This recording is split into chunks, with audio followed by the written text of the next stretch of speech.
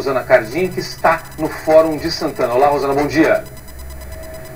Bom dia, Celso. Muita expectativa para o início do julgamento, no segundo dia de julgamento aqui no Fórum de Santana. Cerca de 20 pessoas foram sorteadas até numa fila aqui para entrar com senha, Celso, e acompanhar o julgamento até ao meio-dia. Ao meio-dia elas têm que sair para à tarde outras pessoas entrarem. Muitas pessoas vieram até de outros estados, inclusive do Rio Grande do Sul, para poder acompanhar esse julgamento. Muitos também são estudantes de direito e que querem estar perto de um momento tão importante para a Justiça Nacional. Voltamos ao estúdio do Hoje em Dia. Obrigado, Rosana. Aqui no estúdio nós estamos recebendo o Dr. Nelson Calandra, desembargador do Tribunal de Justiça de São Paulo. Vou fazer uma primeira pergunta a ele. Dr. Nelson, o dia começou hoje. Antes de mais nada, bom dia. Obrigado por participar aqui do Hoje em Dia, por nos ajudar a entender o que é um julgamento desse tipo. E nosso telespectador também, a gente divide essa experiência com o nosso telespectador. E o dia começou com uma polêmica sobre a manutenção da mãe da menina Isabela, da Ana Carolina, como testemunha a pedido da defesa. A primeira pergunta que eu vou fazer ao senhor é se isso é necessário. A promotoria criticou essa decisão da defesa, se isso é a atitude correta. Antes do senhor me responder, eu vou conversar com a repórter Ana Paula Neves, que está lá no fórum e tem mais informações. É isso? Oi, Ana Paula, diga. Oi, Zucatelli, estamos a poucos minutos do início desse julgamento. A maquete do edifício London está sendo finalizada agora, a montagem dessa maquete. Eu acabo de conversar com a assessora do Tribunal de Justiça, ela me disse que todos já estão posicionados na antessala do Tribunal do Júri, então que daqui a pouquinho deve ter início, portanto, esse julgamento. Ficou definida a ordem de hoje também. Eu falei no início do programa sobre os depoimentos das testemunhas de acusação, que serão 4, portanto, então a delegada Renata Pontes, a perita do Instituto de Criminalística Rosângela Monteiro, o Luiz Carlos Carvalho, que é o primeiro policial que atendeu a ocorrência no edifício London, lá do assassinato da Isabela, e o Paulo Sérgio Alves, que é o médico legista do Instituto Médico Legal, que foi ele que determinou que a Isabela tinha sido morta, aliás, que antes de morrer, Isabela tinha sofrido esganaduras. Foi ele que fez as fotos, inclusive, do pescoço da menina, fotos essas divulgadas depois por uma simulação virtual do Instituto de Criminalística. Muito bem, então estamos a poucos minutos do início desse julgamento mais uma vez. Depois dos depoimentos dessas 4 testemunhas que eu disse agora, Zucatelli, aí seguem os depoimentos das testemunhas de defesa, que deve ser concluído até amanhã ao meio-dia, claro, com a interrupção que já é prevista para almoço, depois para que os jurados e as testemunhas também durmam, e só amanhã à tarde, então, é que os réus devem ser interrogados, tanto pela defesa quanto pela acusação. Voltamos aos estúdios do Hoje em Dia. Ana, ficamos aguardando, portanto, o início do julgamento e as suas informações aqui no Hoje em Dia. Eu fiz uma pergunta ao Dr. Nelson Calandra, desembargador do Tribunal de Justiça, sobre a manutenção da mãe da Isabela como testemunha. Ela ficar à disposição da defesa. Isso é comum, Dr. Nelson? Bom dia. Bom dia. Não é muito comum, mas quem é senhor da prova é aquele que deve produzi-la. Às vezes é melhor desistir de uma prova do que insistir numa prova.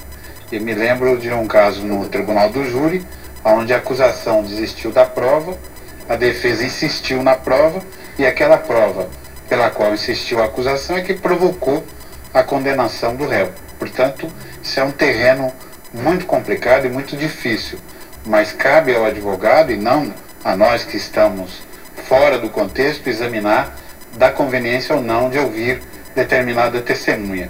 E uma coisa que eu gostaria de deixar ressaltado e pontuar é a absoluta seriedade e tranquilidade do juiz Maurício Fossen, que tem conduzido esse caso dentro dos parâmetros esperados pela sociedade. Do mesmo modo, a Câmara Criminal, conduzida pelo relator Luiz Soares de Mello, que também procurou dar resposta pronta para a inquietação da defesa e, sobretudo, para a inquietação da sociedade, que não quer ver um caso desse prolongado pelo tempo afora. Doutor Nelson, a gente acabou de ouvir a informação da nossa reportagem, da repórter Ana Paula Neves, que está lá no tribunal, essa pequena demora no início do julgamento por conta da montagem, da maquete, enfim, desses detalhes. Esse é um recurso que pode ajudar na compreensão dos jurados, a utilização desse tipo de recurso facilita o trabalho do jurado e, claro, dessa forma também do tribunal?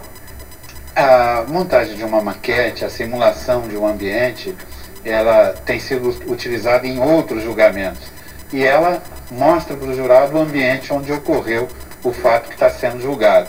Isso permite uma visualização daquele ambiente, um ambiente de simulação, há júris no Brasil e até fora do Brasil que são usados, inclusive, apresentações virtuais, através de meios de televisão, para reproduzir aquilo que é a cena do crime.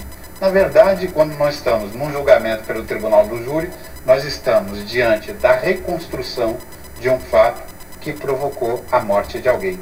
E isso é algo muito complexo. Doutor Nelson, o senhor pode fazer um resumo, ou como o senhor avalia esse primeiro dia de julgamento? Houve um clima de muita emoção, de muita tensão. Isso é normal no tribunal do júri.